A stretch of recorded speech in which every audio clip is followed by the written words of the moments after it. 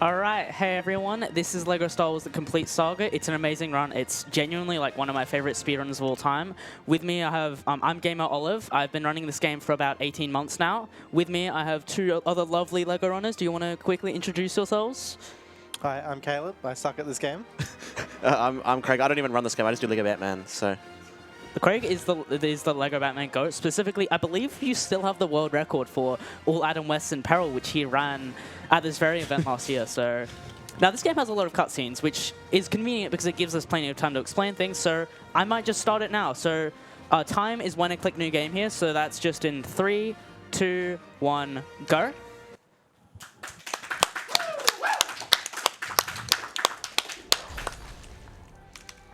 So, Craig, while we're getting started here, do you want to just explain the general mechanics of like other LEGO games that we mainly use here? well, I mean, the first one that's probably of note immediately is that Olive is playing with 2 players at once. So, a big huge time save that's accumulative across obviously all the levels is that, you know, when you normally play LEGO games casually, you just play yourself and you just switch between the characters. But it's very optimal to obviously use both players at once. So, Olive has player 1 on their controller and then player 2 on the keyboard. And what else is there? In-game currency is studs. So for certain red bricks, you'll be purchasing like bonuses that you're purchasing throughout the run. You need studs. In this case, the first level, Olive's actually not going to collect any studs, or like going to avoid getting studs, or going to die to lose studs for a reason we'll explain later. Oh, I died already. Immediately here you see that using 2 players is fast. One can run, one can kill, and sort of force. Disassemble. Disassemble? Okay. Yes. Disassembled. A good word. Yeah, my question is, why didn't they just rebuild like Darth Vader when he died at the end? Another notable thing about this section is that you want to manage hearts because there are like the strat in this next room involves quite a few deaths. So this one will be purposefully killing player 1 to drop studs. And also if you drop player 1 out at a certain time here, you skip a camera pan of those. The droidicas beyond the shield will not go beyond, and that skips a little camera pan cutscene. That's smart. Yeah. I was going to say, you're going to be doing a drop-in warp up ahead. So what this means is that rather than bringing the droid all the way to this end room, Olive's just going to drop in player 2 and drop in the droid. It's going to teleport to them basically. And so we'll see a lot of that throughout. Is that we'll skip having to get player 2 to you by dropping them in certain locations. Droids are slow, AI is slow. Yeah. Combine them, they're super slow. Yeah. Yeah. All right, this is the reason that we do get 0 studs. This is the only like status screen that is unskippable, and part of that unskippable cutscene is collecting up your studs. But if both players have 0 studs at the end of the level, it just gets skipped. So yeah, that's it counts up the number of studs you have, and also does the status counter on the amount of percentage of super. I can't remember what the name of the Jedi. Super Jedi. Yeah, Super Jedi? Yeah. That sounds right. Has Jedi in it, I think. I think it's Super Jedi. All right, this next part. Oh no, True Jedi. I'm so sorry. Yes, True continue. Jedi. Continue. Oh Sorry. yeah. Yeah, this next section has very specific like refresh rate abuse. I'm hoping I don't mess it up. I messed it up in my practice run like 3 hours ago, but firstly, we're going to be climbing up this tree a little bit. All right. Skipping the 60 hertz here. Yeah. Ideally, this should let me get under the tree. Nice. All right. And so that's the hard part of the Outer Mountains. This skips us meeting Jar Jar, which if you've seen the movies and are of a certain opinion of them, that's very fortunate. Unfortunately, Jar Jar does join us in the next room, but that skips a big cutscene. It saves a minute. It's a very infamous trick because it got discovered early on, and one of the first like cutscene skip tricks that got discovered ever. Yeah, just don't ask me how it works. Don't ask me how it works. Yeah. Like, You clip. Yeah, you clip. And you're out of That's bounds. really just a great way to explain a lot of these.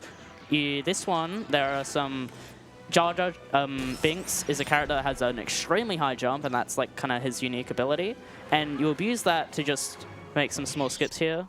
We love platforming. Those jumps are actually quite precise. Okay, the fastest backup here is to force the thing, but like this is cool. I'm gonna do it again.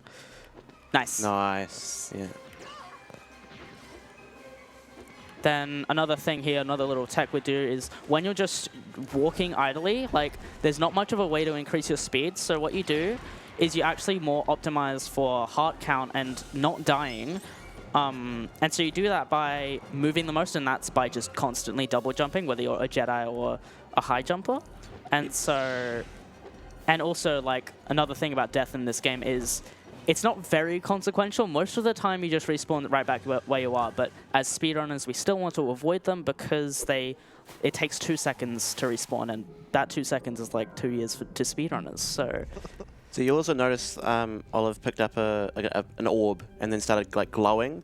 That gives you a bunch of bonus effects that usually only come with red bricks or the bonus, the extras. So something like Stud Magnet came in there. Invincible is the most important one. Are you actually invisible? I didn't actually know that, to be honest. You get exploding blaster bolts, and I think it's like strong lightsabers and things, and fast build as well is actually another key one. I don't think it's real exploding blaster bolts. That's a little trick we will use later. Oh, okay. Knowledge. knowledge. There's also a lot of cutscenes in this game. I Yeah. think it's 30, 40 minutes. I think it's up to 50. I think it's like a solid third of the run by now because we've reduced the actual gameplay part so much. It's like a third of its cutscene time. It's great for a marathon though because it gives us time to actually explain the many things that go on in this very chaotic run. And for anyone who hasn't seen Star Wars somehow, this is very accurate to the story. This is a So great you're in for a way treat. to experience the saga. I mean, you can kind of skip this movie anyway. That's very true. That is true. So there's a neat little clip here. Yeah. Don't know how that one works. It's like it's an up warp because you just jump into some collision that Don't I assume doesn't like you. Yeah. Oh yeah, so you don't get exploding blaster bolts. Okay. Yeah, that's the funny thing about this game is a lot of more broken games have like recurring pieces of tech that like, or like a single like, or a few things that break the game. This one, you just use like, there are a few like repeated pieces of tech, but a lot of the time it's just like, oh, this collision just happens to be like, like situated in such a way that you can just skip it. And I think that it's really funny. I love this game these games skips a lot, and like some of the skips are so funny, and I don't want to spoil like some of them that are coming up, but there are some good ones. Even that's just like a simple skip. You're supposed to jump on the other platform and shoot the 2 targets, but your blaster just aims for the other 2 anyway, so you can just do it in one elevator ride.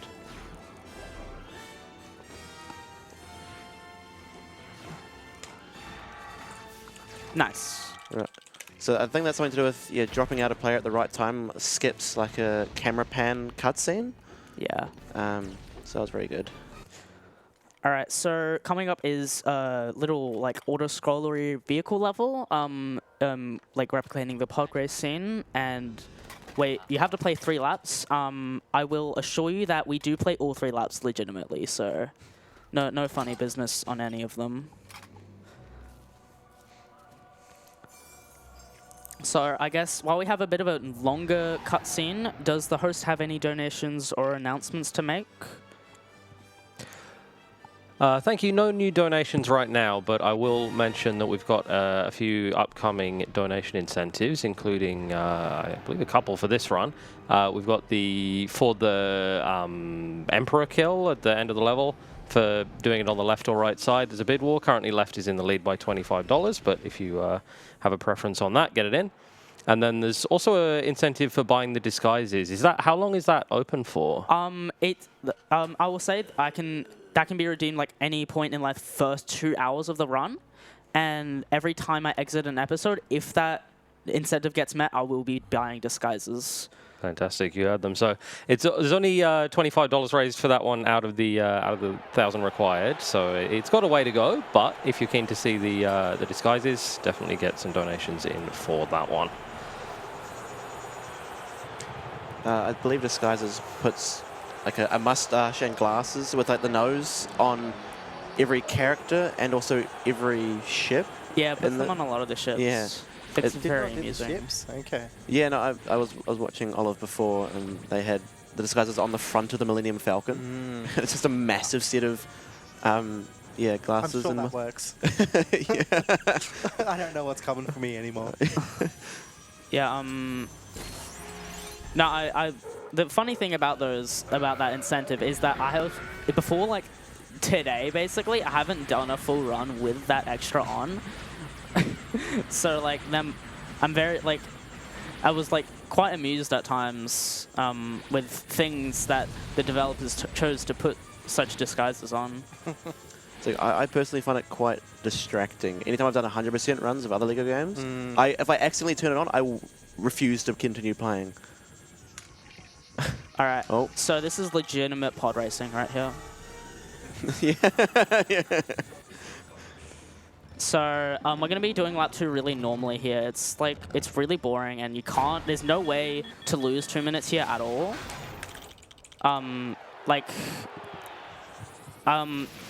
This is really just like my casual playthrough. Okay, can you explain this, Caleb? See, I tried to learn this, and I couldn't get through the first ball. Yeah. Okay. Yeah. Oh, you're building. You're building so much speed. Yeah, because you have to make the gap and actually hit the triggers. That's the other difficult part, is you do have to line yourself up.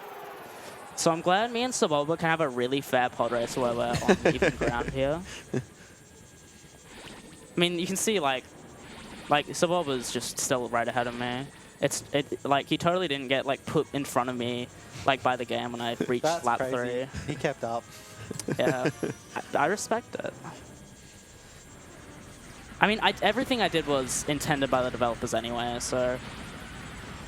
No, sir. How that kind of out of balance works is, it's reliant on this mechanic that when you die out of bounds, for some reason you just keep gaining speed. I think it's just like this speed reset on respawn just doesn't like get like flagged, so you just keep gaining speed. And that's until you get enough speed to make it back in bounds. You have enough to just zip to the end, and right at the end, that saves like 10 seconds, but you still go out of bounds. It's kind of the same principle where you just gain a lot more speed and you just finish the lap faster. I will say there are actually ways to skip all 3 laps of the pod race. However, they're really difficult. Only got discovered like a year ago. Very infamous. It's particularly the lap 3 one has a 3-frame window I think you need to drop out on. So I don't really want to do that, and I also don't know how, so. It's a bit of a crazy progression though, because that was an auto-scroller for years. Just your same split every single time. The only difference was when you actually hit the split key, that's the only difference you'd get. Yeah. It used to be all down to like the menuing at the beginning. So yeah, coming up we have Retake the Palace. This is, I would say definitely one of, if not like the hardest early game level. It's just has such a variety of rooms. It's relatively long, and it's also infamous within the community for having this one runner basically play the level like it's a full-time job.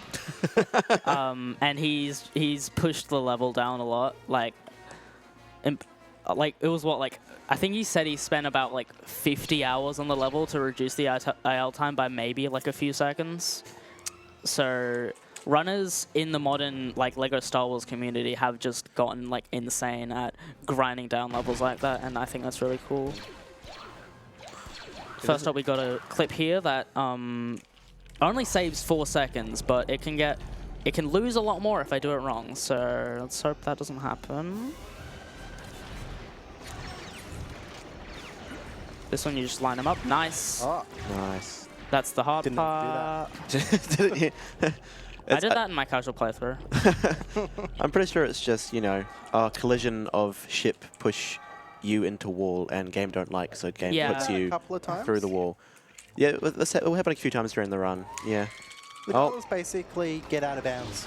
Yep. And then there's many ways of doing that. Yeah. You actually won't see that many repeat. What I will say is also at the start of this room, we have very specific character management, switching to a blaster character and then the astromech droid, and then killing the astromech droid for the sake of resetting its hearts, just to make this section a little bit easier. And that's to set up the character kind of permutation for an out of bounds coming up. Okay, so I just need to switch to... I also had to do a little drop and warp. Little unfortunate there, didn't drop in the right character. I'm going to just kill R2 here for the sake of heart management. Then coming up is a very specific kind of 1P2C section where I have to use this same elevator with both players. So basically they have to enter at the same time. And you have to worry about the lines of the players, and you also have to worry about the hearts and this completely sporadic and just random shooting of these droids.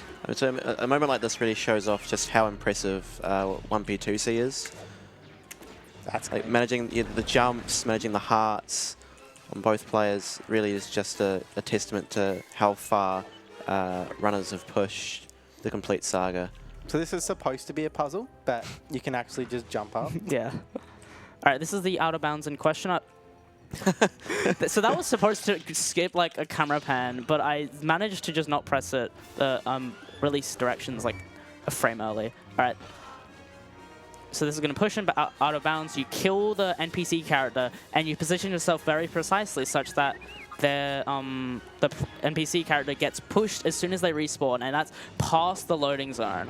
And now I'm out of bounds. The out of bounds movement is very free in this game in that... Oh no, I've actually never seen this before. Okay. I've actually never seen that. They said the line. I said the line, that line is something you say a lot in this game, I will say. Okay, what's the best thing to do here? I think I do kind of just doing the character management at the start of the level, but again, it didn't work. Oh no. You can get stuck on other parts of the room, but I've never seen that before. That's really... Okay. You can do it with Padme, that's fine. This actually did exist in previous LEGO games, I believe, and that's how we found it.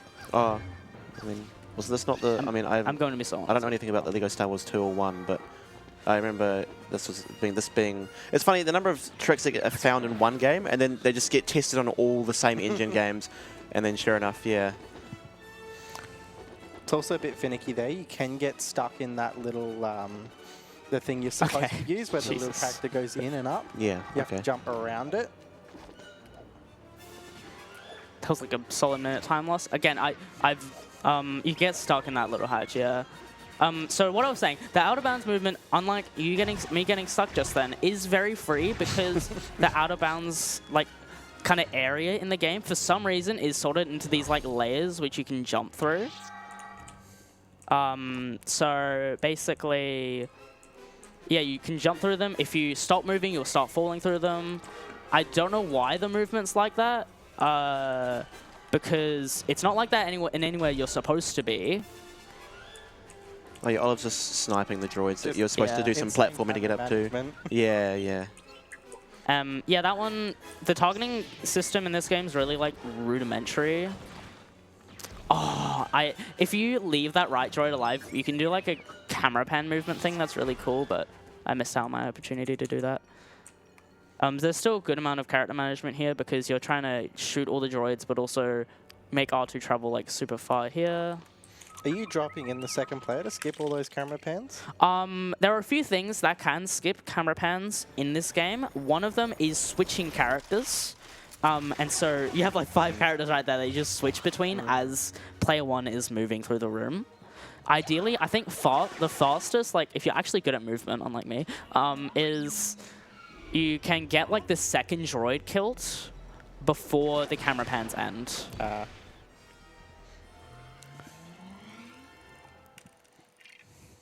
And coming up, we have the more lamp jump. Oh, no. Someone sounds traumatized. I don't want to talk about it. That is valid. I'm also mildly traumatized by this. This is... I will say, I've been running this game for 18 months. I don't think I've gotten any better at this skip. Is it hard? Is it the hardest? Not even that bad.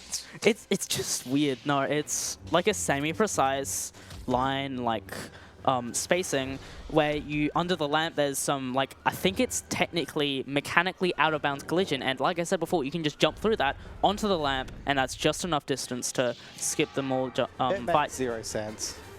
like so. But it's good when you get it. I always get that like kind of fail state where you barely hit the out of bounds collision but are too far left. Okay, that's the hard part.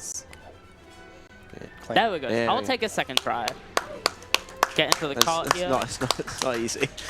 The cart here is slightly better movement. This movement is That's fun. really good RNG. You didn't even get. Usually you get hit. How many lives do you have while in the? A whopping 2. Yeah. So I never get in it. I got hit every time. I go in every time because I love gambling. Speaking of gambling, these guys, that's a lot of droids, so you can just like, no matter how many hearts you're on, there's still just a chance of dying there, which is always a fun time. You may have noticed as well, you want to attack and do a slam whenever you're going into a transition, you just get a little bit of extra movement.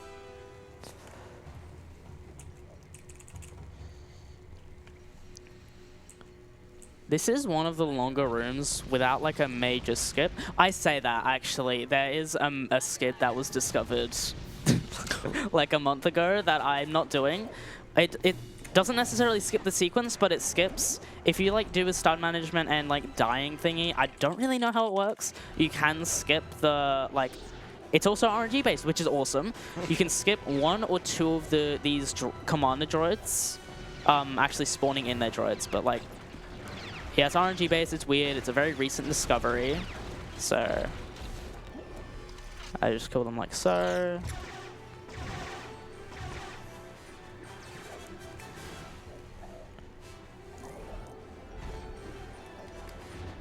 Here we just some classic 1P2C as you do. I feel like this game is something that's new is found all the time. It's just an For ever-growing sure. community. It's awesome. Yeah. I love it. Coming up, we have the Maul fight, of which there are frame-perfect cycle skips, one of the few frame-perfect tricks in this game, where if you hit Maul on the same frame, he takes the hearts, but he doesn't do the thing he normally does, where he jumps away for a few seconds. So each of these cycle skips, there's 2 of them, save 3.5 seconds. Okay, I missed one, that's fine. I can set up for the other one. It'd be cool if I could get it. Yeah, Oh. I was just off with player 2. That's okay. It's only 7 seconds. And the rest of the Maul fights pretty normal. Like these fights where you're just like slashing is obviously faster to just slash with both players. And so like with this one, the fastest way to like hit a boss like this is to jump slash. If you're not an idiot, you can actually like do it with both players, and it only takes 2 slashes for that last phase. And that is the end of episode 1. So yeah, that's actually something to note is that we have a very interesting route where we don't actually play all the episodes in order. We do play episode 2 first, but after that we skip to episode 4. So the order is episode 1, episode 2, episode 4, episode 6, episode 3, and then ending with episode 5. There's quite a few reasons for that. One of them I will say right now is that the timer ends when as soon as you load the ending cutscene for the last level, and so both the ending cutscene of the last level and like the ending cutscene of the episode, like this one right here, is of the last episode you play, those 2 cutscenes aren't counted, and in episode 5 those 2 cutscenes are the longest, so it's because of that it's fastest to end on episode 5 specifically. That's one of the reasons. It's like one of the earliest things that are out as soon as that timing change was a thing. We've never strayed from ending on episode 5 because it's just faster. And the specific ordering is based on, as we'll see, I think, coming up in episode 2, you start getting extras, so red bricks. Yes. And it's really based on what order you ideally want to get those. So I'm assuming the disguises incentive hasn't quite been meant yet? Yeah, no, we're still on $25 for that one. Just checking. You never know. Yeah. wanna I do have a couple of donations to read, Oh, though. if you've brilliant. got Yeah, a go second. ahead. Yeah, great. We've got $25 from Y2. Says, let's go, Olive. My God. Yeah, let's go, Olive. It's amazing to see you be able to run this here.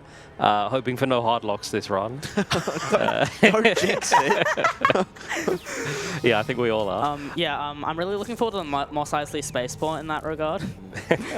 We got $75 from This Is True with no comment. I'm not sure. And $75 from Anonymous, also with no comment. Thank you, everyone, for your generosity. For some context, Y2 is it's a very new runner, actually. And he was in a tournament with me, the last Ladder League. And I believe what the story is in Mos Eisley Spaceport, I think I'll probably explain it later on, but there's a way you can hard lock the game and it loses multiple minutes. So you really don't want to have that happen in a tournament. He had that happen in in one of his matches against me, and then in my next match, I hardlocked in the exact same place. So there's a little bit of a history of that with us too.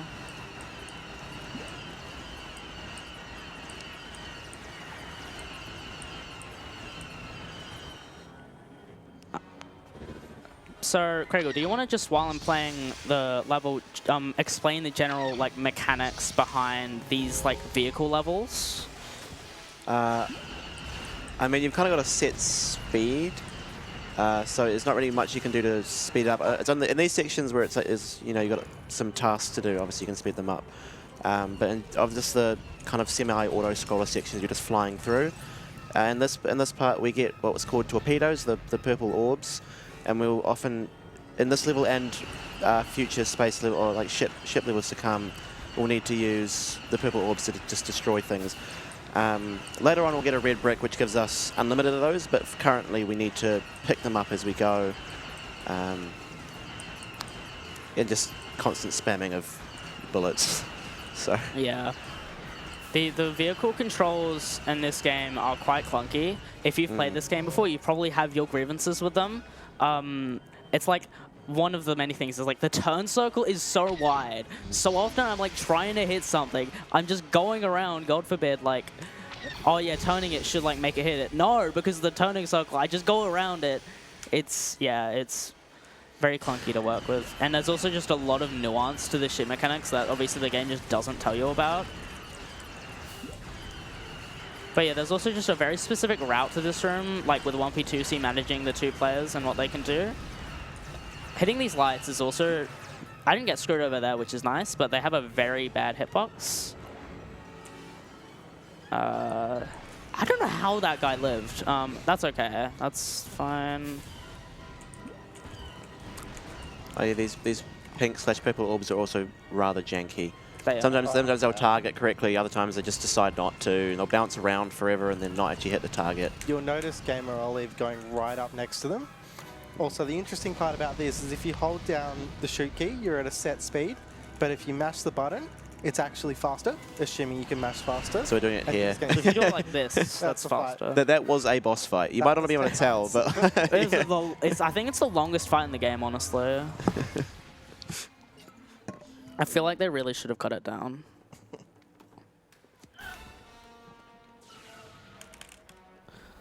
So coming up, we have the Discovery on Camino level. This is definitely one of the harder early game levels. It has, it's one of the levels where there's just 3 tricks. There are 3 skips in it, which is awesome. Very different. And the first one will involve just precise setup, flying with Astromech Droid. To just skip a little portion. It only saves 7 seconds, so I think if I die once, I'm losing time to it. But it's cool, so I'm going to do it anyway. So I don't think we've seen the Astromech gliding used yet. No, it's to skip I don't think gaps. So. Yeah. So we've seen that now, yes. Quite a specific lineup to get the Astromech to skip across to the end platform without having to do any of the actual... There are death planes everywhere. That was way too high. Yeah.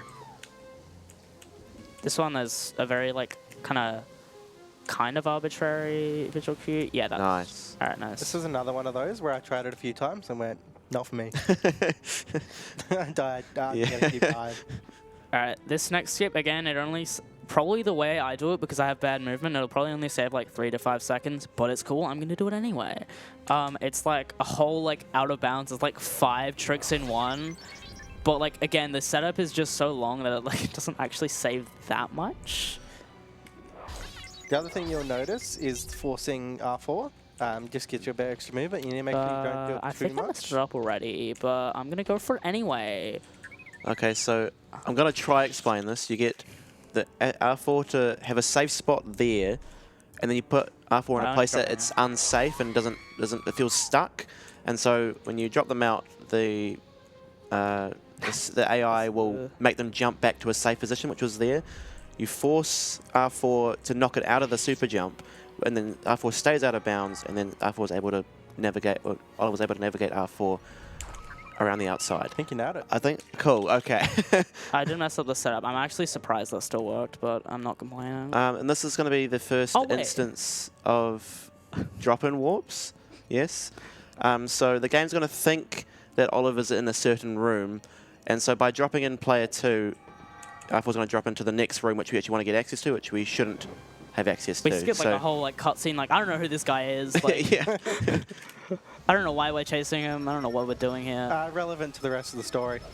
Doesn't come up again, ever. Never. What even are bounty hunters? Yeah, you don't see him a million more times. It's fine. Oh, but what about when he's wearing Genuinely, green? I did say there were 3 tricks. That trick is so ingrained into my muscle memory, that little drop-in warp, I just completely forgot it was a trick. I'm not even kidding. I'm like, oh yeah, you do that. Casual. Yeah, you just skipped a bunch of the level. I didn't know you could do that. Yeah.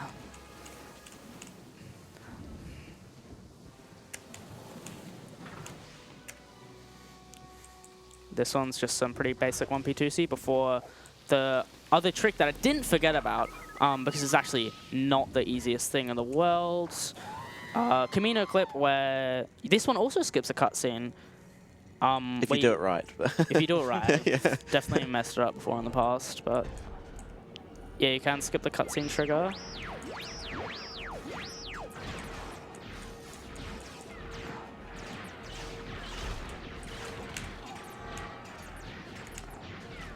Too far out. I'm going to still go for it, though. It probably loses time to go for it at this point, but again, it's cool. I'm going to keep doing it. That position might be fine. I don't know.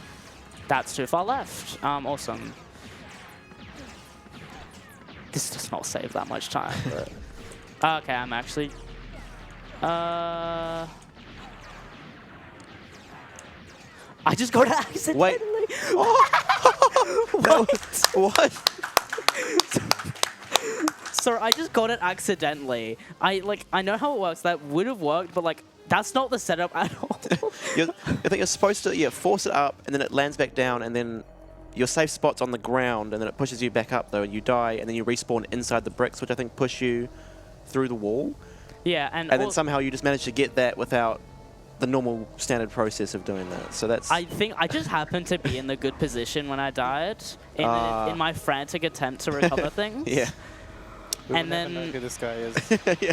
I think his name's like Jar Jar Binks. There's blue guy and green guy. That's all I know. That's Cat Bane, isn't it? Blue guy and purple guy. Yeah. Purple guy. Wait. No, that's Watto.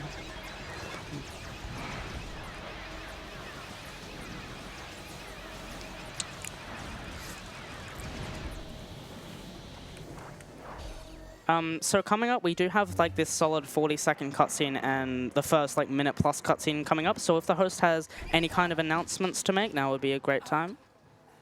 Thank you very much. Yeah, we did get a $40 donation in from one of the runners from our previous run, LP3 Cinema. Says, thanks for having us. This is for the AI deaths. Good luck on the run. You're going to need it with Caleb there. Watching you. I'll also mention, we talked a bit about the incentives for this run, but I'll take a second to plug the very next run we've got after LEGO Star Wars, which is Pokemon Scarlet and Violet.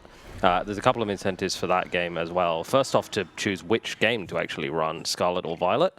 Currently, Scarlet's in the lead with $35. Violet has 20.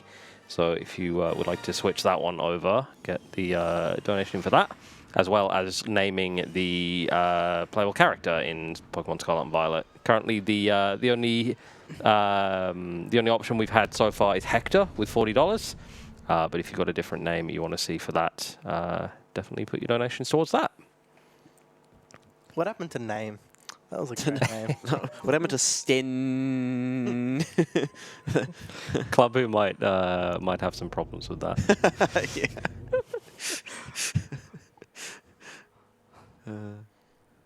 So coming up, we have the Droid Factory level. Again, this is the first minute plus cutscene, so I'm kind of resting my hands a little bit. But this is a pretty a relatively chilled out level, especially after the very technical vehicle movement of Bounty Hunter Pursuit, the first episode level in episode 2, and then the very trick heavy Camino. This is a pretty chill one, I would say, relatively. We definitely this is still a pretty cool level. Has quite a bit of just 1P2C and management. I want to say no out of bounds, but I may make a fool of myself. No, not quite. No. By a miracle, there still exists a level in this game without an out of bounds. There is actually a new trick that it will not be doing. That So how many new tricks do we have? every freaking level, yeah, because there's a bucket room that you have to take a bucket through, but if you're on, for whatever reason, if you're on specifically 40 hertz, physics allow R2-D2 to get on some really weird collision and skip that section. It's a very, I think it's been discovered for a while, but top runners have only started doing it, in the past, few months, and very selectively so. So this one, we just have some 1P2C going on. We position Padme in a specific position here so that she can hit the other target to activate the bucket. And then we really want R2 on this bucket, and same with Anakin, because we actually want to launch off this bucket to skip a little sequence of us trying to get back up from it. And Anakin here isn't needed, but what I'm getting him to do is a common thing in movement with astromech droids is if you can get a Jedi through here. It doesn't look like it did it, but this still saves time. But if you're good, you can do some force pushes, and that just moves the astromech droid way faster. It's got used in Camino, and it's used so many other times throughout the run just for movement optimization.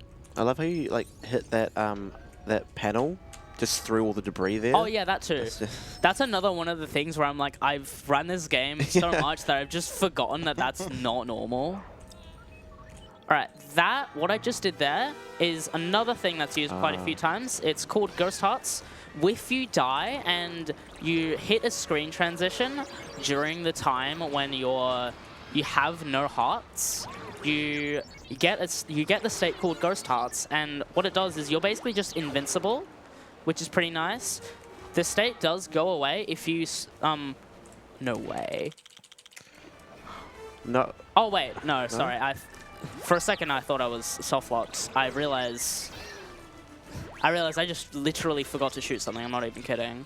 Okay. There you go. There we are. Also, actually, sorry, I want to switch to R2-D2 here.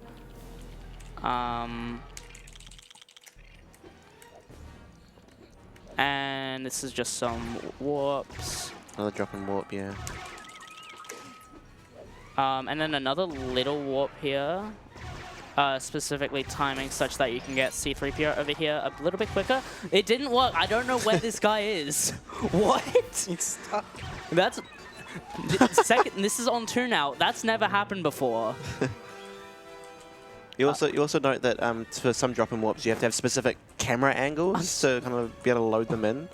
What? Why? I'm not even kidding. I just do not understand why that happened. He's chilling. I've literally, 18 months, I've never seen that. What? Oh my god. And, oh, yeah, man, great. You're just gonna be, dying, aren't you? I'm just gonna... Okay, please get me out of here. We're not going underestimate with this one. Yeah, C3PO is a unique kind of character design where the number of hearts they have left over is the amount of limbs they have. And so C3PO lost 2 hearts, so they only have a leg and an arm left over, which means they hop, which is obviously slower. And just that little power up there means you don't have to actually disassemble everything. You can just go in and force those real quick. With the invincibility that I forgot about. The invincibility. Just kind of key in that spot, yeah. But you got fast force and invincibility, just clears that up really quickly. Yeah. All right, so did you learn the different seeds that you can get in this? Yeah, Jedi Battle, there are...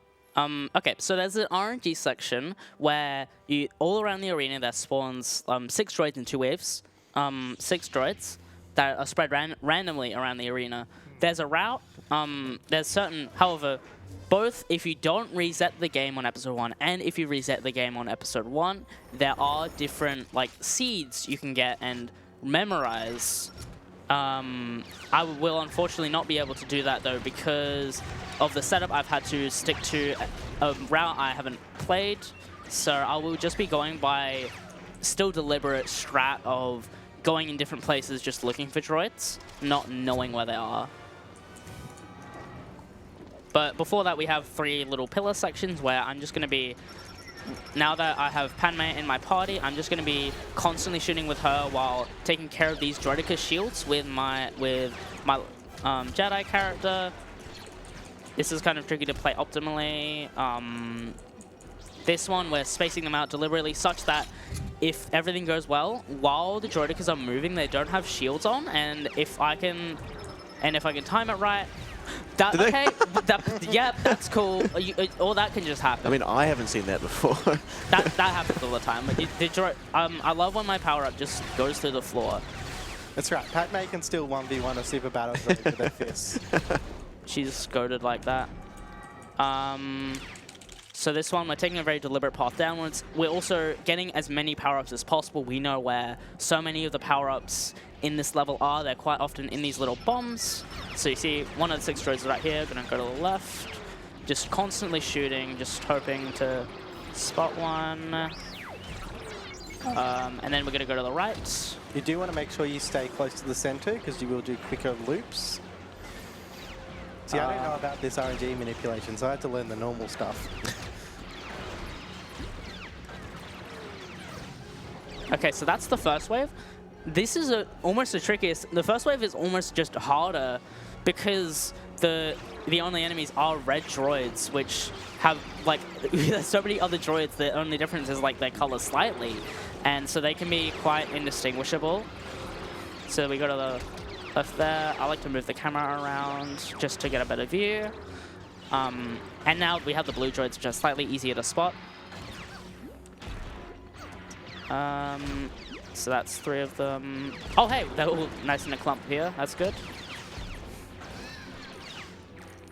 But yeah, there are many things that influence that RNG that kind of advance the seed. The main 2 that are focused on in the episode 1 reset route are the people coming into the Cantina hub as you're entering a level. In the context of a speedrun, that can be 0 or 1 time, and that's not in your control. But what is in your control is specifically killing like the droids in one of the Camino rooms. So you actually very specifically route around that to get the best possible seeds. Also, that boss fight there's you have to hit him in a very specific like timing, because if you hit him before he's vulnerable, he gets iframes for another solid 5 seconds. So there's some visual cues there to hit him on the correct timing. Coming up, we also have another vehicle level. This one's very movement-based. The first room has 2 barriers. There's 2 barriers in this room, and we skip both of them in different ways, as usual.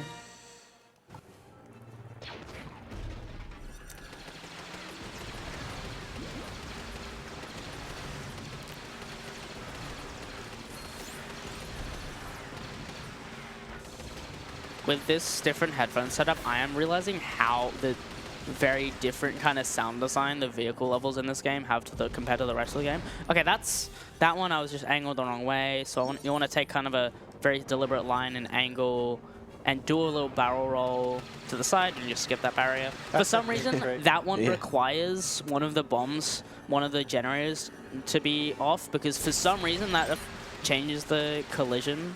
That red brick will be important later. Yes, that's a very important red brick.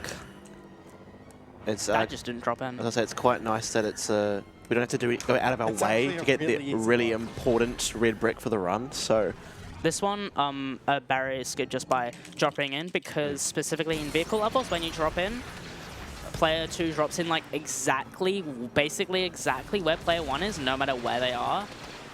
That's another thing that's kind of exploited later on. So this comes on a very exact route. You say that as I missed said route due to a little guy But getting in the that can very way. much happen. And then that... Wait, how did I lose Ghost Up? Okay, I swear I played that perfectly and it just didn't work out. What? Where was the bomb? You can tell, like, I'm still getting very confused by this game right now. Okay. Does ghost hearts have to come from dying in like a pit or something? I don't think you can die to like just a bullet or something. It has to be to like a gradual It shouldn't death. be to anything, I don't think, unless you might be able to die by like running into things. But I don't think so. I don't know. And I swear I didn't check specifically, but I very much timed it in a way that I should have gotten the ghost hearts. I don't know. Okay, this is kind of on theme. There's this inside joke in the community about this next skip.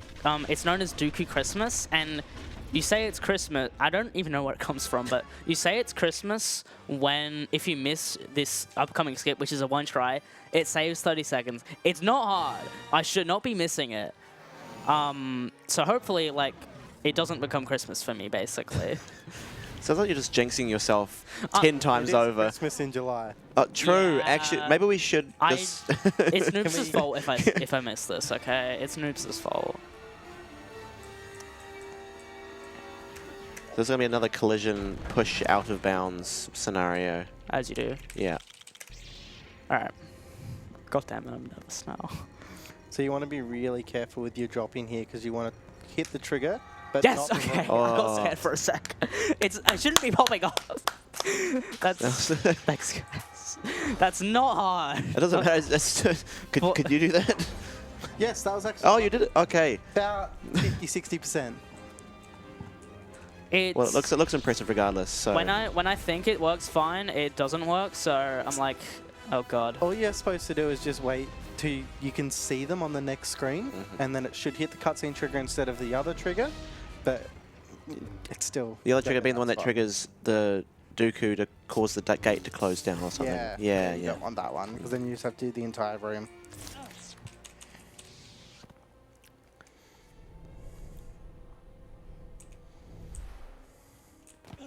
This is, other than that skip, which is not difficult, I insist. It's a pretty chill level. It's nice after the kind of faster-paced like gunship cavalry level. I don't know why I'm moving player 2 here, but that's Best part okay. about this level is you get Yoda. Yeah, I was going to say. What I will say, it's not really relevant right now because you're not really moving with Yoda in this level, but Yoda is actually one of the fastest, I think the fastest moving story character, because for some reason, him specifically, and like a few other characters, but he's the only Jedi who is faster, he just gets really fast movement if you constantly double jump with him, but it's also a really mechanical challenge because if he doesn't have his saber out, or even if he does have his saber out, when you're just walking, he's incredibly slow. So when you're moving with him, it's you really just want to be jumping, and that's can be a bit of a challenge sometimes. The only faster character I know is Droideka. Are you unable to do like double attacks like you can in Maul for that fight, or? Yeah, because Maul doesn't have the like iframes mechanic, but Dooku that I mentioned earlier that Jango had in the Jedi battle level, but like Dooku does have those iframes. Right, okay. So if he does, he's just gonna get like 5 seconds of iframes every time if you do that. Right. And as we're coming into another shop trip, I'm assuming that the disguises incentive has not been made yet. That is correct, yeah. Okay. I just want to check every time. You never know. No, I understand. And this is actually kind of a showcase. You see Yoda just like absolutely like dragging. Duncan on the other Jedi. Yeah. Okay, and then this one, this is our shop trip. This is where we buy a really important extra, exploding blaster bolts. Oh god. Nice re-entry. Where am I? So exploding blaster bolts means that every single one of your blaster bullets explodes on impact. And so that skips a lot of things later on, as there's a bunch of, is it episode 4, 5, and 6 have metal walls that you're supposed to have like bombs to throw them at them, but instead you can just shoot a wall next to it and it just blows the metal up instead. That comes very in handy for skipping parts of the game you're not supposed to have, you know, explosives at, but also for combat purposes, it just can kill big groups of enemies very, very quickly. And yourself. That's the thing. Yes, that's what you have to avoid. Don't get in someone else's face, basically. That Good is advice. something I will say. One of the things I love about this run that makes it so interesting is this extra, right? It completely like changes the mechanics of blaster combat, because you have this big crowd control thing, but you have to be really careful with it. And the enemies have that too. I think it's cool how at this point in the run that just completely gets evolved into something completely different. And this is a really nice, like, what I like about this level is, I would say if you're like struggling with 1P2C, this is a nice level to practice it, because I believe like both players are in the whole time, but especially in this beginning area, it's nice because they're like Symmetrical. Yeah, they're very symmetrical at the beginning. Don't need too much brain power, you just click the same key on both things. Yeah. It's a nice little So warm that's up. good practice. And this one, we're going to use another power-up. It will not... Okay, it did not clip to the floor. That's nice. Okay. And I like to get it right before it despawns. And that's another thing is...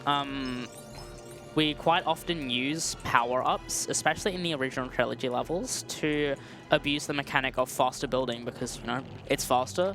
Mind blown. I don't know. Wow. Don't know. Philosophical. I know. It's really deep stuff. So that's just used to... It is just faster, basically.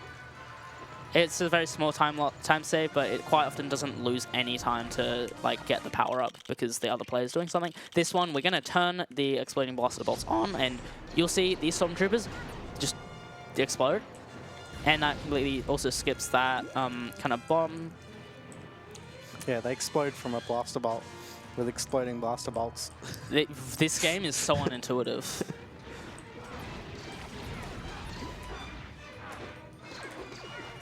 Oh god, how did layer? Okay, that's fine. It doesn't matter because you're...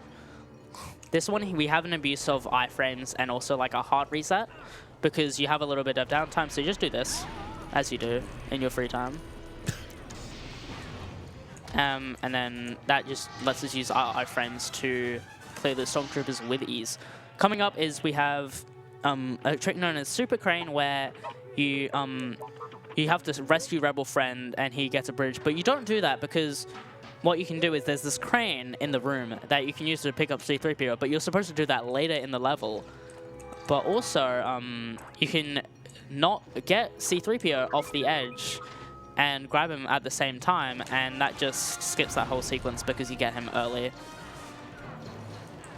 Again, not a hard skip, so hopefully you'll see it in action immediately. Nice. And then... Yeah, obviously the crane's not designed to go far enough to pick up the droids from that end of the room. However, as Olive just did, you walk into the pit and do the crane at the same time and skips the entire room. Sorry, I just got my players mixed up there. And then this one is a bit of...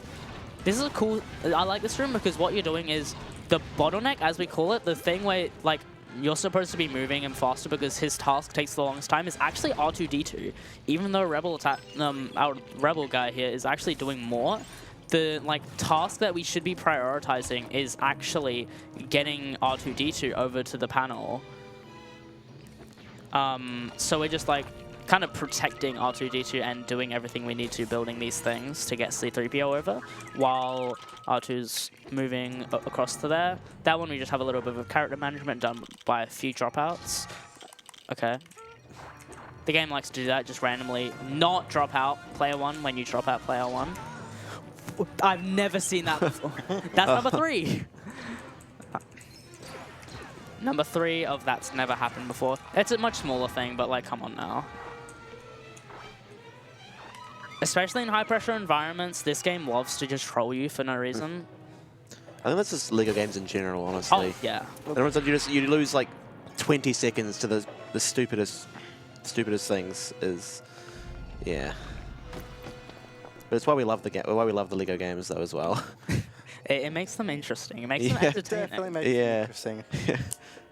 All right, coming up, we have one of the hardest levels in the game. It's the Junlin Waste, and it is like so technical. I think there are basically, yeah, there's so much to it. To start off, we have an out of bounds to get another red brick, but it is so elaborate because first, okay, so there are 3 ways to do it. The first way is a one try. It's known as slow force, and that one involves you killing yourself on this breakable object, and then that breakable object breaks such that you respawn inside of a rock, then you're out of bounds, and you have to do this really specific movement like under a bridge, under the floor, to finally get the red brick.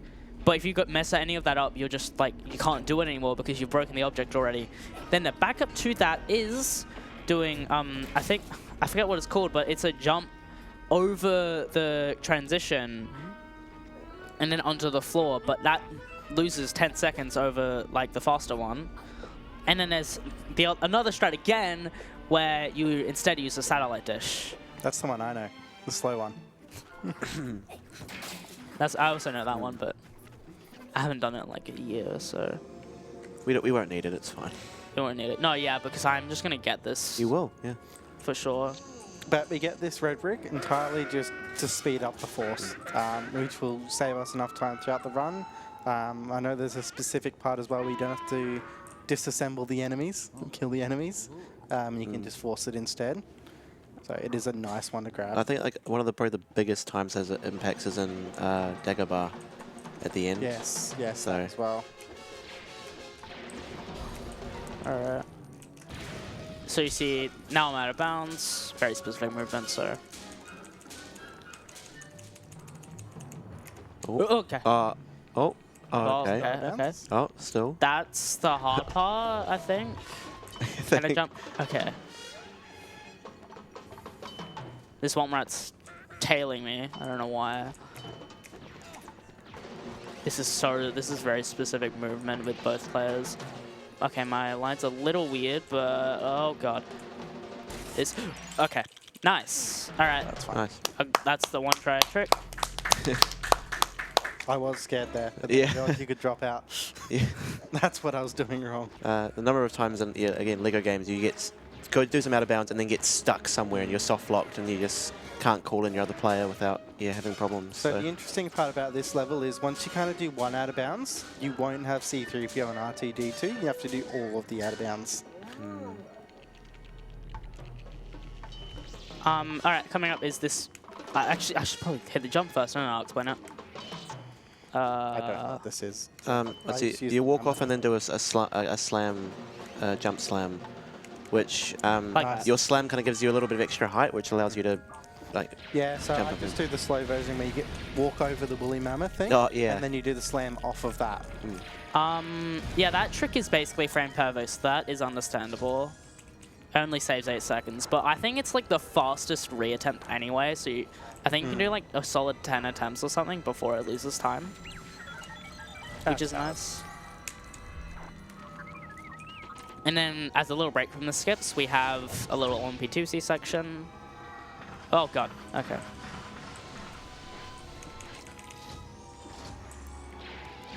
Pretty funny. As a kid, those buttons, insanely difficult. You can't walk in a straight line as a kid, and so you just go back over and over and over the buttons. Okay, thank you. Oh, it's a cool way to save time as well. You do the R2 panel before the things actually over top of C3, but obviously you just do it in. This is a use of exploding blaster bolts, I think, Yeah. Yeah. Rather than. and forcing them. And then we're right back into the skip. So there's 2 little quicksand sections. You skip both of them, of course. With just some abuse of the very broken collision in this game. This is really just finding the collision bits. Playing. That is not an easy skip. It looked easy. I feel like all the runners make that look easy. I'll sit there for 5 minutes getting that. Really? Like, there's like a specific bit you need to sit on. And then this one, This one's better. This one, I'm like, this is another one of the skips where I'm like, as soon as it's a perfect setup, it just, like that looked perfect. And it just like, it's just like where you land there, there's not really a good feeling of like where the collision is. Like, that looked fine. So, small time loss, but yeah, there we go. Nice. And then, so we have 4 skips in the level so far already. This last room, guess what, has another one. This is another one of the speeder clips where you abuse the very broken, abusable collision of the speeder, of like the speeder vehicles in this game, to clip through a door. Nice. Nice. Yeah.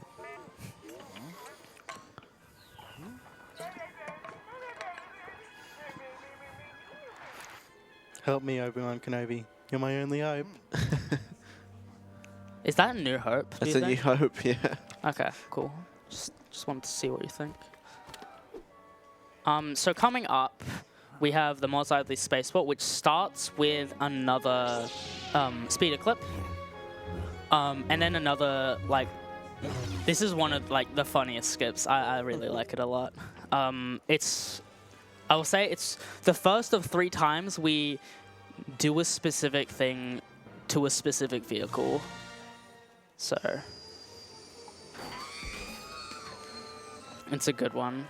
So do you do third-person glitch, or not third-person, third player glitch, or whatever it is? Yeah, make exploit of that. Okay. Later on, so you'll see it's really cool. The results of that in this level are really cool.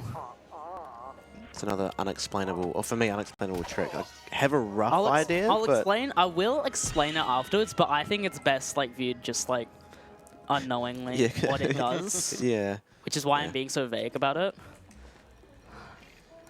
Get in the speeder, please. Thank you. Here, the speeder is just a bit faster, usually. Yeah, you also. This is cool, actually. I forget this again. I forget this is a normal thing to do.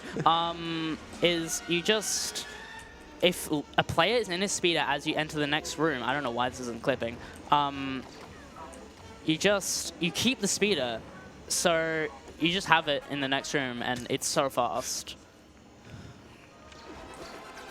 Yep, didn't know you could do that. Yeah, and that wall was meant to be destroyed by was it AT&T or? The turret, that's it, say you build. Yeah, That is so much faster. But just exploding blaster bullets just I skips just it. kill C-3PO because I hate him.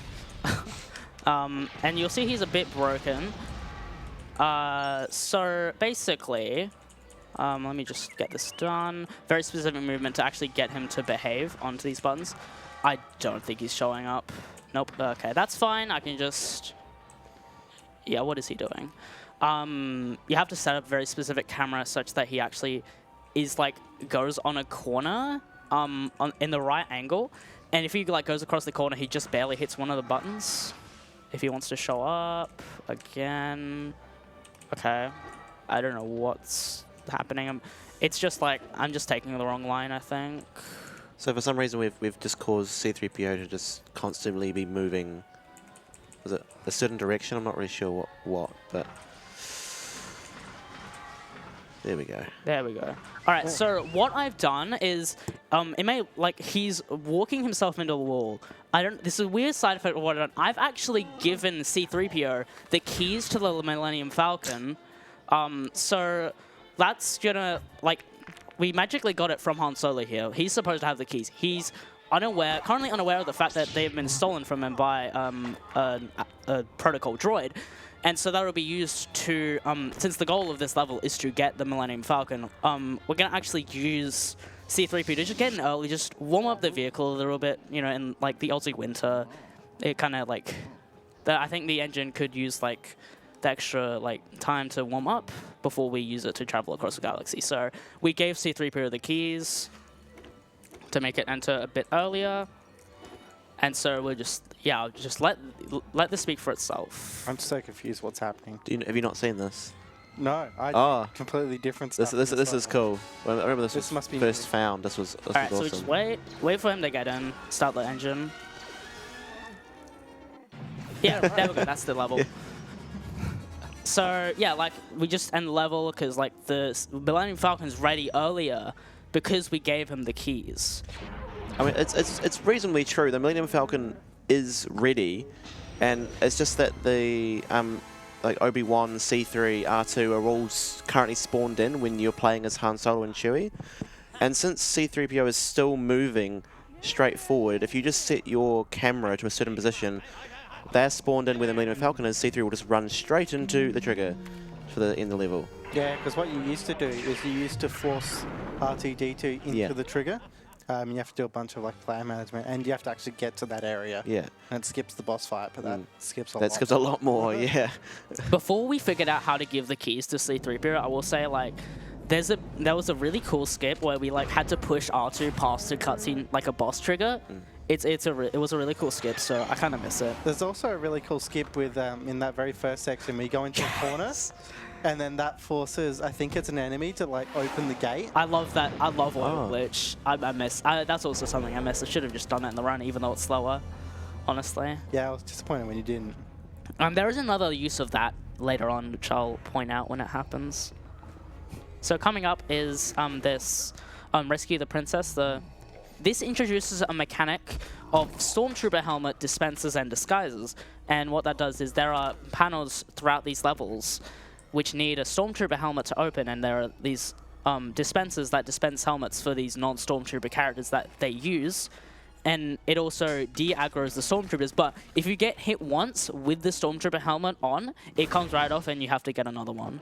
So there's some very specific gameplay out for that outside of the skips. This is the worst level in the game. Okay. Hands down. To be fair, I hate this out of bounds. It's not good. There's just so many things. Well, I just get it first try, Okay. even though that never happened in practice, but like... Because you can just get yourself stuck in so many different locations, even this. Okay, well, fine. You almost jinxed me there, buddy. Okay. This one, we get a red brick, kind of blink and you miss it, because I'm going to be doing an out of bounds with loot just while making progress. Nice. Turning, exploding blaster bolts. Oh, God, I forgot the route. On, I think. Yeah, on. And then also, there's a soft lock in this, but we can prevent it with a little bit of that. So, basically, if you play it slightly too slow or just like randomly, Obi-Wan can get stuck on barrels there. Like, as he's traveling through to help you out here. And if he gets stuck, unless you do that out of bounds shot, he's just stuck there forever. Which red brick is that one? Is that the tractor beam? Yes, that is the tractor beam red brick, which will be used in one later level. Yeah, okay. This one, okay, so the Stormtroopers look complete. Yup, then as I say it, the Stormtroopers looked completely de-aggroed there, but for whatever reason, it's because it's like, I don't know, this is a like high pressure run. Randomly, I can get an aggro in the last room. No unearthly clue why that happens, but... At least you're ready for it, so... Yeah, luckily we've labbed out, like, just to completely, like, not out of your way backup for that, which is very nice.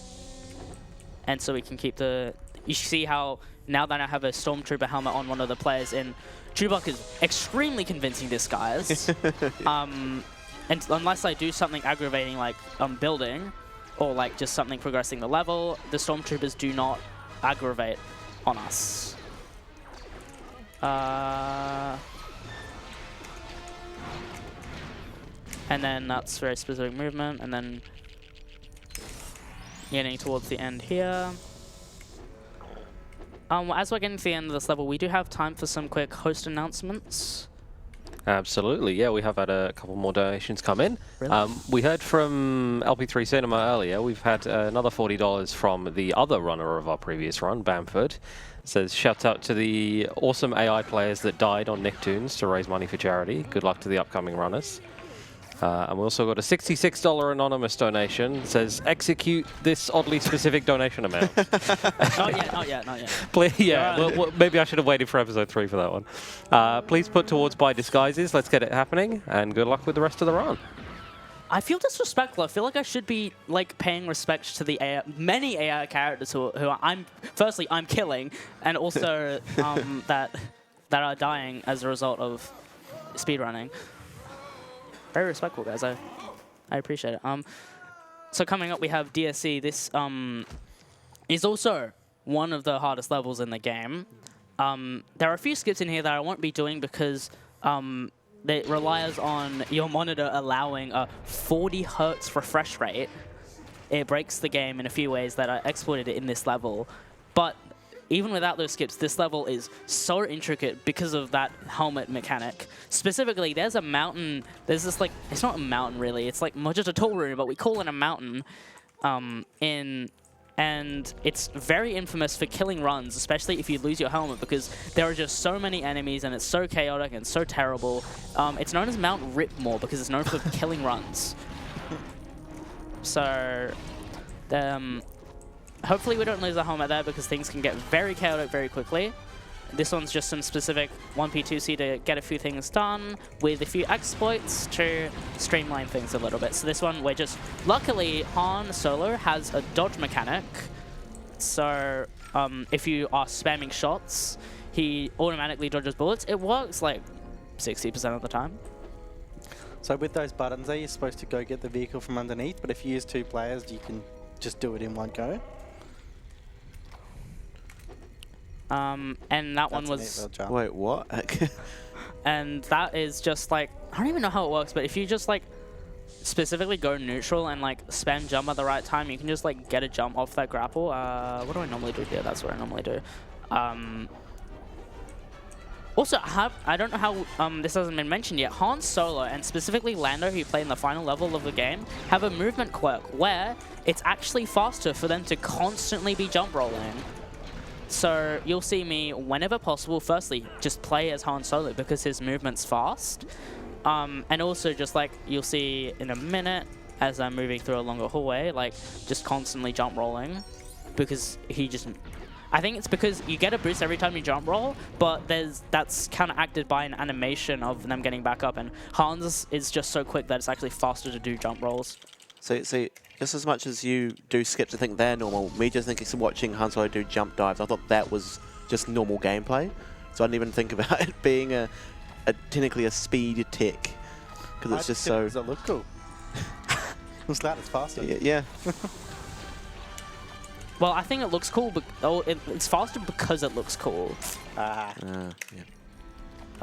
Okay, this... I got the... Okay, I don't want to say anything until I'm out of the room, actually. This is one of my favorite skips too. Okay, so this one now, Hans really needs to take better care of his keys because they got taken again by Darth Vader, and they're being kept in a like specific storeroom that's for some reason like completely out of bounds, or like just in the corner here. So what we're going to be doing is we're going to be dropping player 1 out, and we're going to be going to a specific spot, hitting a specific spline to get the keys back. If the Stormtrooper wants to go out of the way, where are you? Okay, I have to wait for another elevator cycle. I'm going to hit just make sure I get the keys. And then, so what that's going to do is, we've taken the keys back again. So what you normally have to do is you have to do a bunch of puzzles to unlock the Falcon. But what you can do now, like, we have the keys back, so we can just access it again when we just have to reach it. And this one, luckily we still have the Stormtrooper helmet. This is the last Stormtrooper helmet of episode 4. And so it's nice. It's such a technical level, but after this point, it's just chill because there's no more Stormtrooper panels to worry about. There's a skip that very hopefully has worked. So what we're doing is we're loading the next area early by being in that corner. You do need to exit the room and then go back to get it to work properly. Using a power-up to complete the skip this section. Doesn't it like unload and reload the Falcon in the last room? Yeah, and then you unload the area and then you reload it by going into the corner. right, yeah. And then the Falcons, you can't see it, but it is there. And if you line yourself up and do a perfect jump, There we you go. get the trigger. That was a really long route, Yeah, guys. yeah. Hello.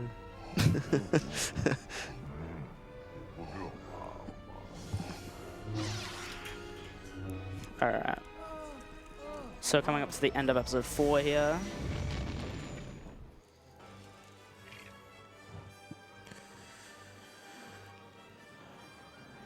Alright, so Atomic Caleb, it's been a while since you've played this game, right? Oh no. So I think I think we might be able to change that in one of the sections in this. Trust me, it's very difficult. Yeah. Okay. It's a really like hard dodging section, and I think you should give it a try. So, just a bit later on, I'll let you know, and I'll guide you through it. Okay. All right. So what was it? 2022 when you did your run? Something like that. Yeah. All right. I'll keep that in mind. So yeah, this is another vehicle level. This one it is another level where it's like another torpedo level. Oh god. It's as bad as it sounds. The torpedoes can just blank for no reason. Another mechanic is there are random TIE fighters. The torpedoes can and do hit them and blank because of that. So that's fun. Oh, this section. Okay. I think you know what you know what I'm talking about now. Yeah. Okay. Okay. I'm with you now. I forgot to drop in player 2. I want to drop in player 2. Just because. Oh, another thing, another little niche mechanic is the second player places the Y-wing, different from the X-wing, who can hold 5 torpedoes rather than just 3. It's in a Y instead of an X. Oh, yes. Makes so much sense. Genius world building. I mean, to be fair, we also name a lot of things just as they are, so. Yeah. Example? So, I knew you were going to do that. I was trying to think of one. Yeah, I know. Like, example? You know what? Yeah, fair enough. You got me.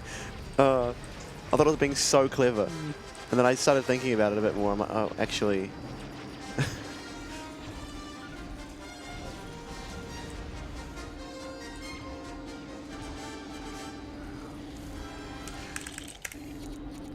This is a little quick out of bounds. This one's good. Yeah. Yeah.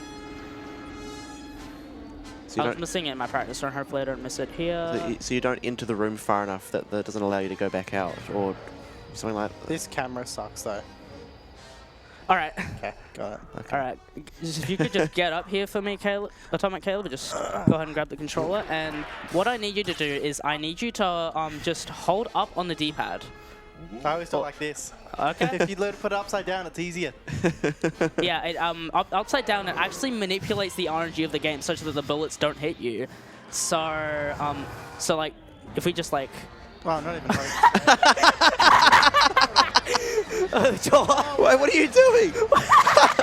What are your controls? Just like, you're doing great. What? No. What? Your controls are weird. You had one job. So anyway, that one, Hey. you played that literally perfectly. I don't think I've done better myself. So yeah, that was really difficult. So if you hold up there, the bullets just don't hit you.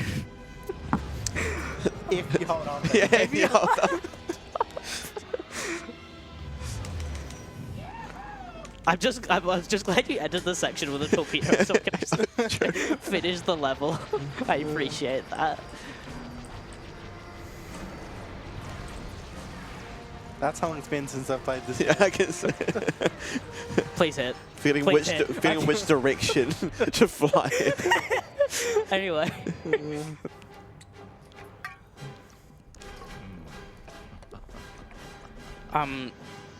So that is the halfway point of the run. Like I said, we're going to be going, the following 3 episodes will be episode 6, then 3, then 5.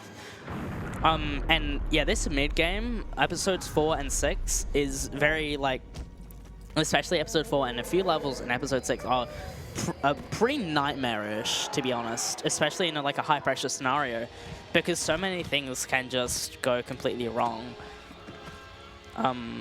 Like, there's so much more that could have gone wrong, for example, in Death Star Escape if I lost my helmet in a specific room.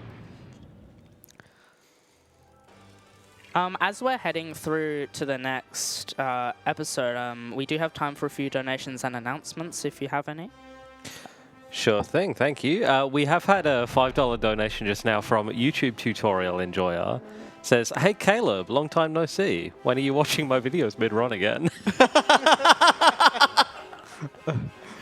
I will just take this opportunity as well. Sorry, my bad. I just muted myself because we had a couple raids in the chat. Yes, thank you, the Rixa especially for the big raid. We love you, Ricky. We are AusSpeedruns. We're raising money for Game on Cancer. They're a charity funding early career cancer researchers. We've been working with them for many years. Definitely get your donations in through donate.ausspeedruns.com. And put them towards one of our many incentives we've got coming up. All right, so this one, we're taking another shop trip to grab our 2 red bricks that we got, both of which will be used throughout episode 6. And so you see, this is another great example. Yeah, thank you, Cantina Movement. Seeing how like the Han Solo's movement is marginally faster. So coming into Jabba's Palace, this is another like really tricky level. It has 2 major, technically 3, but I'm not going to do one of them because it can actually lose time depending on RNG. Because you can, they're like the 2 out of bounds in like the middle rooms. Both of them kind of have like forcing objects to force someone out of bounds. One of them's really precise. And so, and it's, what else is there? There's also another helmet part as well, which is always fun. Luckily, it's very short. It's only in the first room. In fact, there is another use, because the Bounty Hunter helmet, which you need to get throughout this game, throughout this level, the Bounty Hunter helmet is needed to not only pass a panel, but there's also a silver object in the second room that you would need to destroy with a bomb. But because we grabbed exploding blaster bolts earlier on, you can just use that extra to just destroy it straight away, which is cool. But other than that, it's a pretty big 1P2C level of, especially with like the blaster character being in use. Hopefully, he does my favorite part of the level though, so we'll see. I'm really looking forward to seeing what your favorite part of the level is. Yeah, I'm going to be so honest. I don't know what you're referring to. I feel like this level's pretty hard to be your favorite, but like, anyway.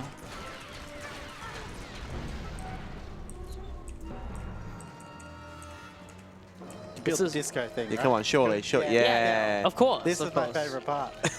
Jamming out. Not yet. I gotta lock in and get the extras on first, of course.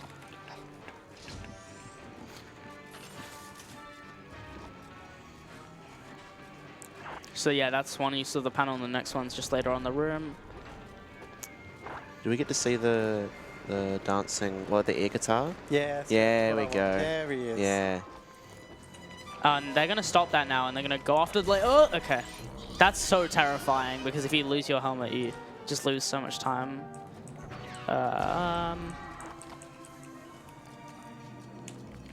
Then this is relatively chill section. This is where there is an out of bounds that I can do, but I don't like because it's really precise and it can save up to 7 seconds, but it uses, if you saw that little like black like spider thing, you actually need to use that to get out of bounds. So the amount of time the trick saves, it saves this little, despite how convoluted it is. It depends on where that spider spawns, which is entirely RNG dependent. So, and again, it can lose time. It's that bad. And coming up, we have a finally named a trick, Droid Avoid, because we're avoiding getting back these 2 droids. I used to do this one. Okay. Oh. Cool. Yeah. And so we just force that enough. And then we set up for hopefully an auto dropout.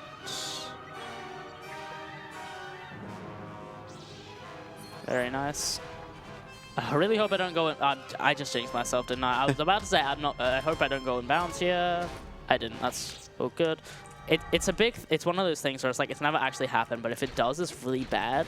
And we've seen some things that have never happened before in this run. Let's just say that. So This one sucks.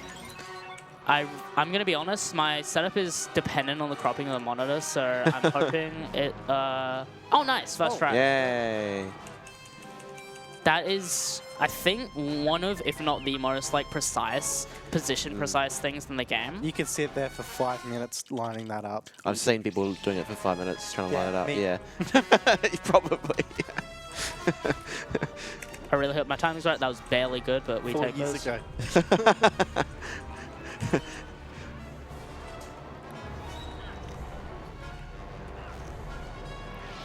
Please get the good cycle. Nice.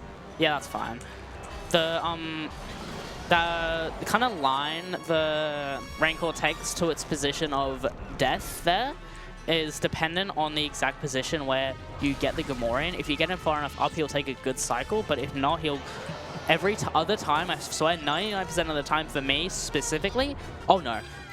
Oh no, I have to get another one. That's... Oh god. Let's say, don't you normally like keep force choking like over and over again Yeah, to like kind of keep them in place? Yeah, just hold them in place. I would say that's never happened before, which is basically true, but it was also completely my fault, which is rare, so I can't really complain.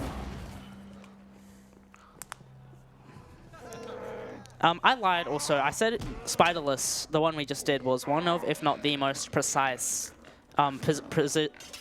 position precise tricks in the game, but we have another one that is very precise coming right up. Where we skip a disco section. Oh, Sorry. Yeah. So it's the precision of it's actually completely optional because there are 2 ways to skip it. There's RNG disco and pixel disco. So RNG disco is a much less precise setup. You kind of just get 2 players, shove them into a corner and pray.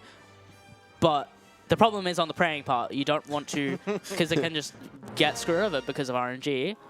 And so runners are like, oh, I don't want RNG. Let's do a pixel setup instead. So unironically, most runners, basically every runner does that nowadays, where it's like, you look at like Chewbacca's foot and see how much of it's sticking out from the corner, and that's like your visual cue, basically. I've seen a runner use like a magnifying glass to see the An see up actual close. magnifying glass? Well, like not in real life, but like a built-in like a computer, whatever, you know. I think you need a real magnifying Yeah, glass. that would be pretty fire. Yeah. Put it on your tank sheet. It's actually a good bit. I might actually do that next. Some people bring metronomes. I bring a magnifying glass. See, I wouldn't bring a metronome. I'd just bring a really good drummer, but it's just me. I think disco skip is worse than DV3. Actually, yeah, I see it. I see it. I see it. Sorry, what is DB3? We will see that later. It's Okay. basically a pixel perfect jump. You'll know when you see it.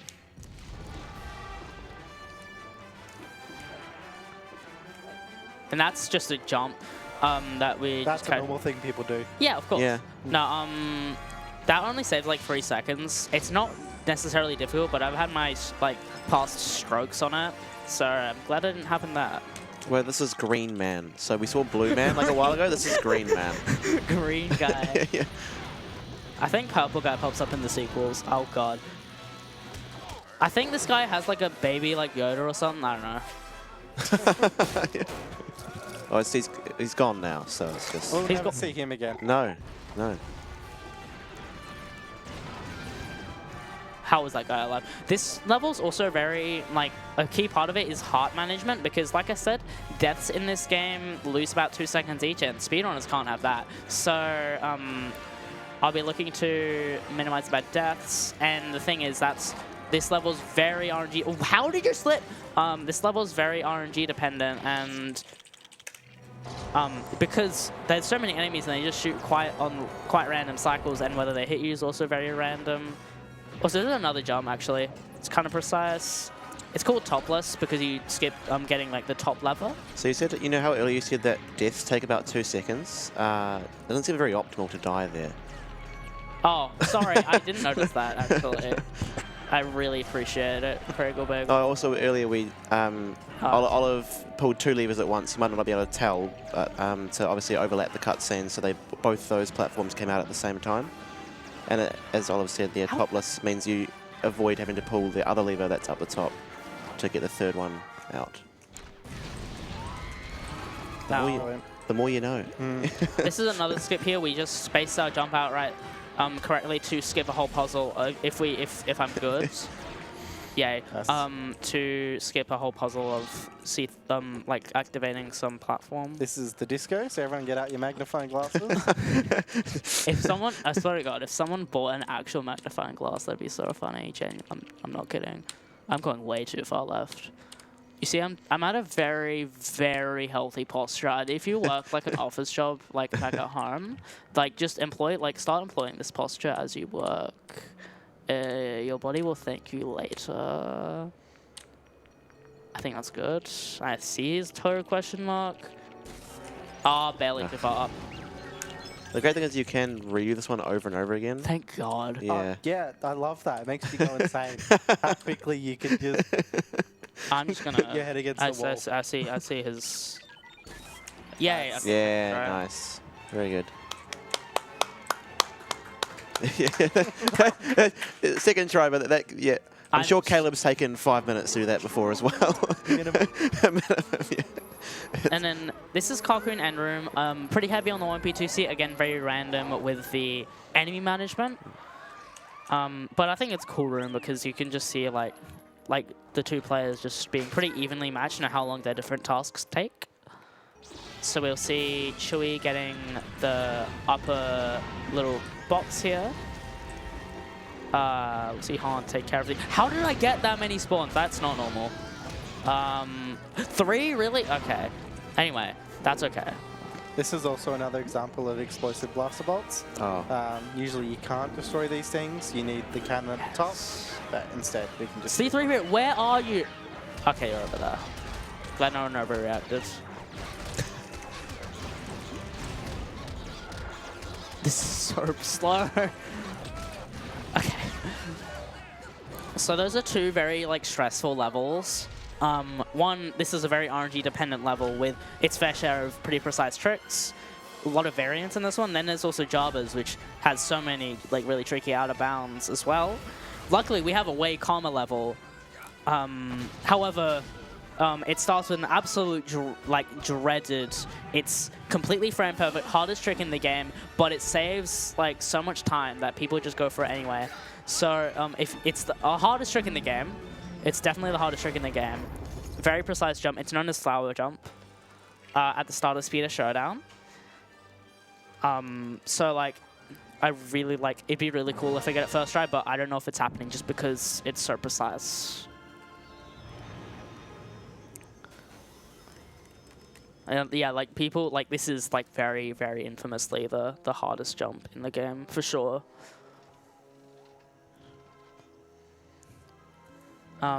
Then other than that, actually, we do have I think the largest skip in the game as well, but I'll lock in on that once this flower jump. It haunts me. it really haunts me. As far as I know, this is the biggest skip in the game. All right. Flower jump.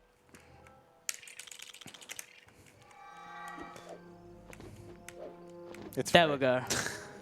That's the hardest jump of the game. Totally. I was really what are you talking about? It's the hardest jump of the game. Just trust. This can be annoying though. No, there's an in-joke that that people just call that jump the hardest jump in the game when it's not. I've also had my fair share of misses on that jump anyway, so I can't you can really miss talk. it for sure. It's not free, but it's free. All right, this is the biggest skip in the game, and I'm so glad it exists. Any casual player will be glad this exists. I missed it. That's cool. I'm just gonna hope this works. Barely not, doesn't. Okay. This is not hard. I should be getting this first try. There you go, the actual setup. I had it perfectly and then just absolutely screwed the... Was your speeder upside down for a moment there? Yeah, it does that. Okay. Anyway, that's the Nice. biggest skip in the Yeah. game. We skipped about 4 minutes of completely just torturous gameplay there. Having to... Just the worst design vehicle gameplay ever. Mind if I jump in real quick? Oh yeah, of course, go ahead. Yeah, after the magnifying glass segment earlier, we've got a $60 donation from Katie Latte, supports ergonomic desk setup. Thank you, Katie.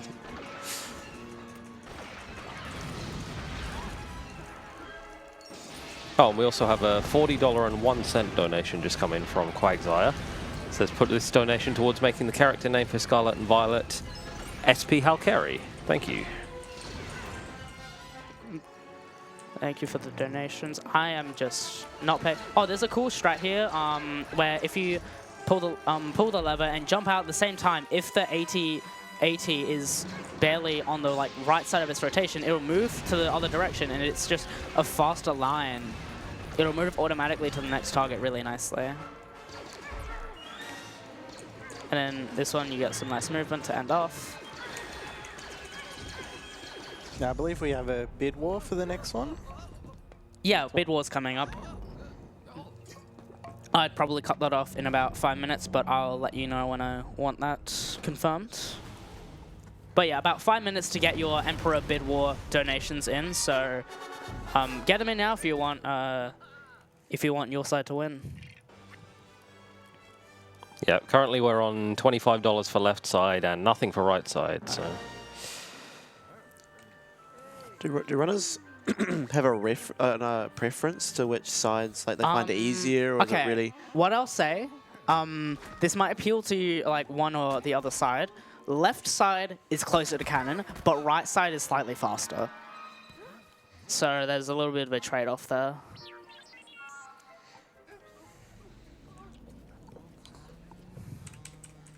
Endor, Endor's the longest level in the run, and also just the game in general, which makes it a very difficult level.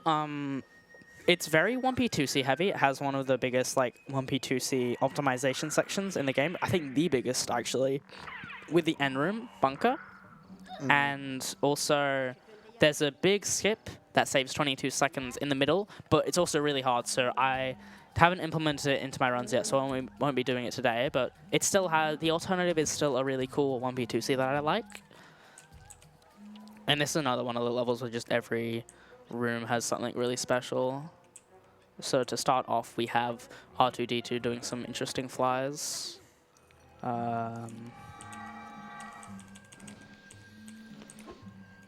also have Wicket following behind, but the funny thing about this 1P2C, we're doing a lot for it. I'm having to play this whole section in an awkward, the awkward 1P2C grip. But all this does is it saves you dropping out. That's all. That's all this saves. So that just shows that we just take so much effort just for the smallest time saves, especially with 1P2C. In fact, I remember in the best theoretical time grind, there was this I think multi-hour grind for a segment specifically to avoid a dropout, which is 0.6 seconds, which at that point what?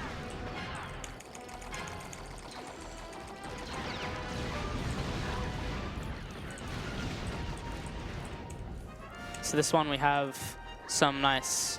One of the things that keeps camera pan movement is dying. So we just kind of die with Han here to get extra movement with Wicket. And here we have also another activation of Ghost Hearts.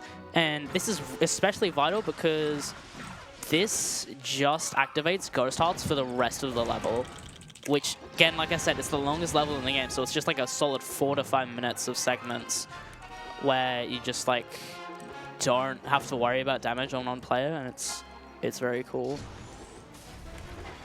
This one, I literally just want to check that there's all 5 players there. Yep, that's all good.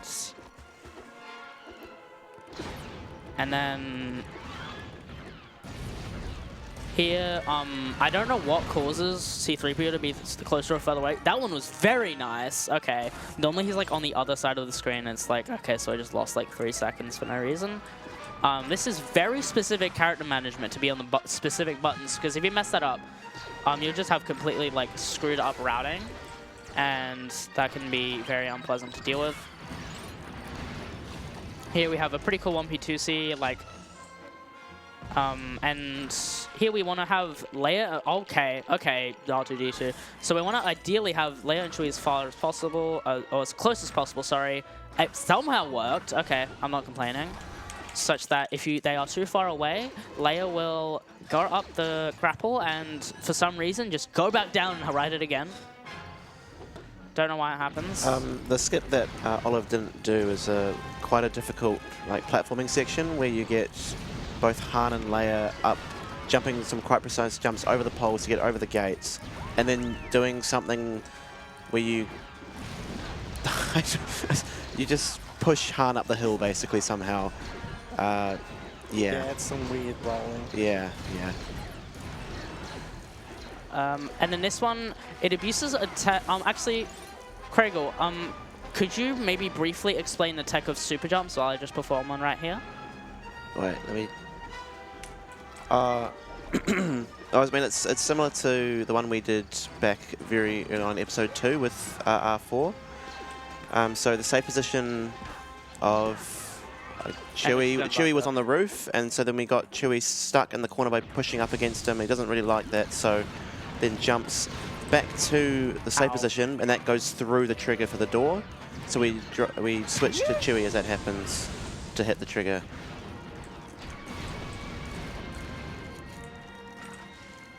Did I? I did not activate the other button. But yeah, we abused that in many ways throughout the run. That one, like, we abuse it, like, for some reason in that case, he just gets stuck out of bounds.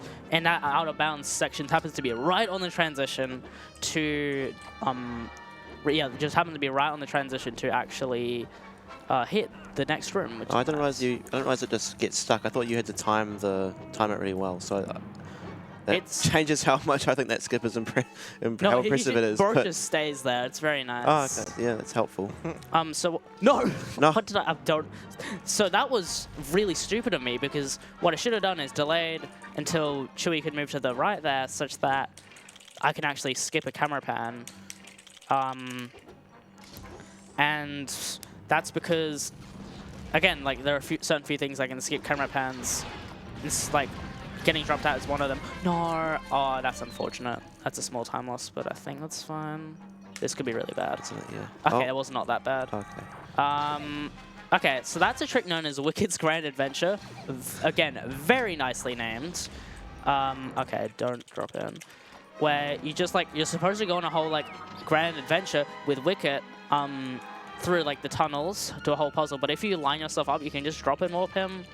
Oh my god, I'm sorry. I'm just completely missed an elevator cycle. That's on me. And it's just impossible for me to do this now, I think. Oh, no, never mind. Actually, yeah, it is. But, sorry. Wicked's Grand Adventure is, like, for that whole journey, you can just, like, kind of skip it. And so the CPU just goes on said grand adventure without you.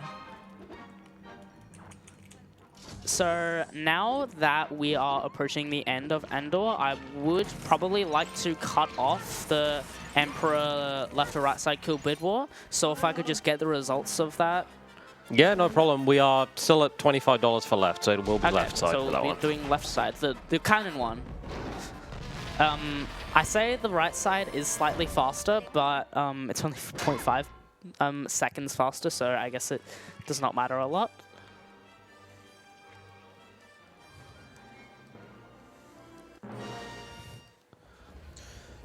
I think this skip is one of my favorites to see when I first started watching speedruns of this game. And just seeing, if you played it, okay. What skip? It's a really long fight, but yeah, it's a small skip. It's a small skip. They did it in the movies, so. I mean, that is true. Yeah. It's a really long fight. If you've played it casually, you'll know just how many steps it takes to eventually beat the Emperor. And then I watched the speedrun. I'm like, Yeah. Cool. It's Emperor has 18 hearts, and we definitely do like definitely take all 18 hearts deliberately, and like play the full fight. It's really long. It's like I said, that was the longest level of the game. The last one you did. This one's really close, right? Like it's a very long and arduous boss fight. So sit tight, guys. This is gonna be a long one. So I'd always do the beginner version, just the quick kill, where you have to go through like half of it and then you can do the Oh, strat. okay, sure. But I don't think I've ever much seen better. that, but All right. So this is a very small skip, but it's a long fight. So. Oh, I messed up the skip. Oh god. I do not need to make this fight any longer.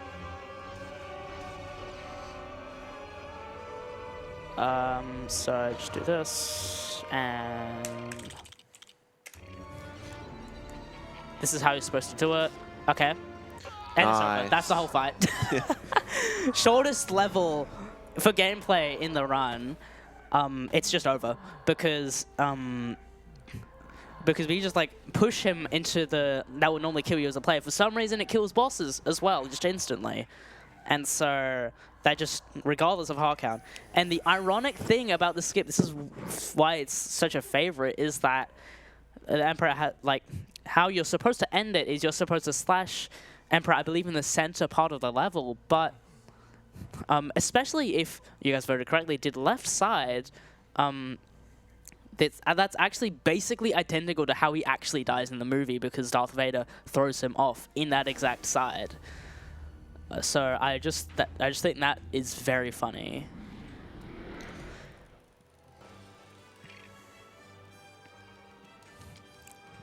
is it the only time that quick kills are used in TCS, or? I think that's the only way Yeah. you skip a boss in the way of pushing him Yeah. into, like. As I say, that's another like tech that's used across multiple Lego runs. Getting the boss stuck in a spot where they just lose all their hearts immediately, and it just.